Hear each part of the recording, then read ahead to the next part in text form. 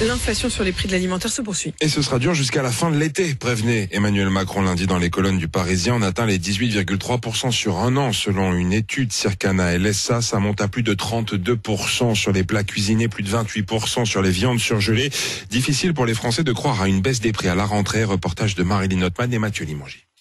Depuis quelques mois, Pascal n'en revient pas après chaque passage en caisse. J'en ai pour 30 €, j'ai rien acheté. Plusieurs dizaines d'euros pour une poignée d'articles, alors désabusée, la mère de famille ne croit pas à une baisse des prix après l'été comme l'envisage Emmanuel Macron. Mais non, elle va descendre par où? Par la fenêtre? Elle va descendre du ciel? Elle va descendre où? Je pense qu'il faut qu'il arrête à un moment donné de nous prendre pour des abrutis. Pour Pierre aussi, les temps sont durs. Une fois les courses dans la voiture, ticket de caisse à la main, il fait les comptes. Ça m'a coûté 35 €. Ici aussi, pour quelques articles et en magasin, il peine à voir les initiatives mises en place pour le trimestre anti-inflation. C'est un peu utopique, c'est vraiment trop cher. Il n'y a pas beaucoup de publicité pour ça dans les supermarchés. C'est aléatoire. Alors quand les prix cesseront-ils d'augmenter? Pour le spécialiste de la grande distribution, Rodolphe Bonas, l'échéance de la rentrée est crédible. D'abord, on aura fait le tour du cadran, c'est-à-dire comme on compare l'inflation toujours à l'année dernière, ça sera toujours un peu moins cher, il y en aura un peu moins d'inflation. Mais ça ne veut pas dire que les prix vont baisser, ça veut dire qu'ils vont se stabiliser à un niveau élevé. Mais après cela, le retour à la normale ne se fera pas avant plusieurs mois, voire quelques années, selon le spécialiste.